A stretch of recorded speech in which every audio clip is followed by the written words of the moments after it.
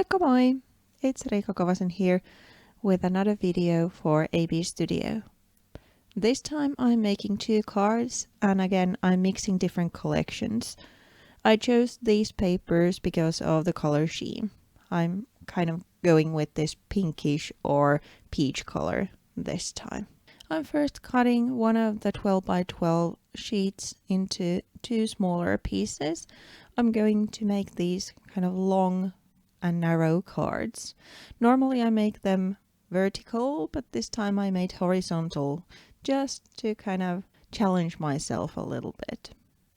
So first I cut the card sized bits and then I stamp the flowers that are going to be on top.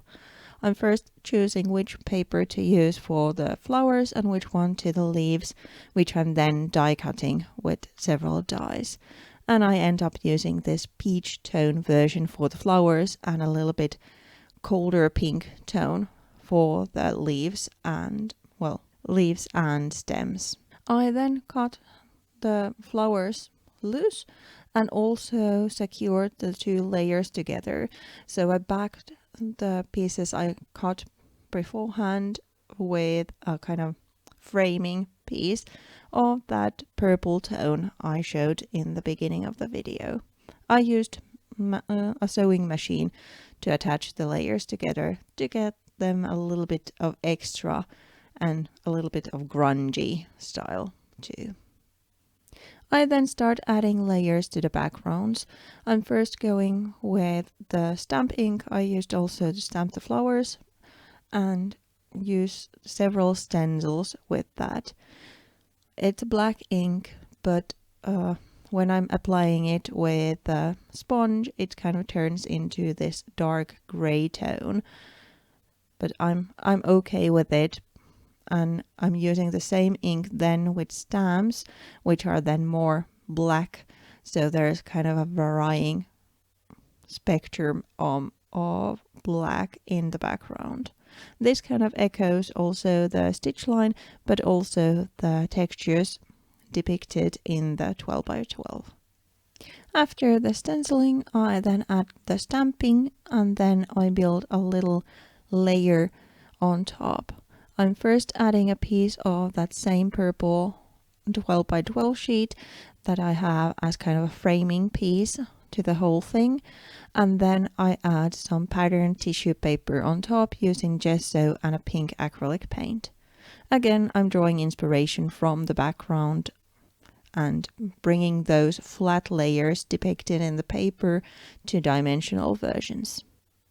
After letting the backgrounds dry a little bit, I then start to make the compositions, and first I need to add some colors to the flowers. Although they have lovely peach tone from the 12 by 12, I want them to be a little bit more grungy as well, as kind of going with the background, the same style. So I use distress watercolor crayons and just scribble some color on top and then use a wet brush to move it around. I'm also adding the same pink acrylic color to the flowers that I used in the background, kind of tying everything together. I then use the same pink color to add some splashes to the background as well, and also add some black splashes there. This is kind of just to echo the existing color scheme there is and bring that harsh black a little bit more. As acrylic paint dries fairly quickly, I then move on to building the composition.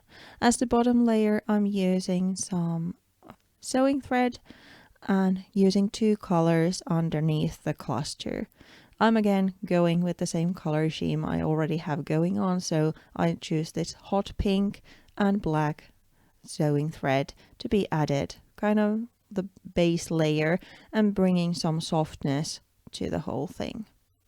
I then mount the flowers with 3D tape on top to give it a little bit of dimension, and then I fill in the cluster with the die cut elements, so the leaves and little branches. As you can see, I didn't secure the sewing thread in any way to the base, except that it's then neatly tucked underneath the flowers. So the 3-dimensional foam tape only keeps it in place. I use craft glue for the leaves and stems. When the compositions are done, I then use a little bit of craft glue to secure the dream die-cut word there and add the finishing details. I mount each card to a previously made white cardstock base with double-sided tape and then add these black epoxy stickers here and there, kind of bringing that little extra contrast to the cards. And after that, they are done. I hope you enjoyed the video. It was a pretty straightforward process, but maybe you find inspiration from my idea working the background layers as dimensional elements. So there's the depicted grungy layers visible, but you can then enhance that with layers of your own. Thank you so much for watching. I hope you enjoyed the video, and like always, if you did, please consider subscribing and hit that bell sign to be notified when a new video comes live. Thank you again, and I'll be seeing you within a month with another ABstudio video, but in my own channel you'll find a process video each Friday.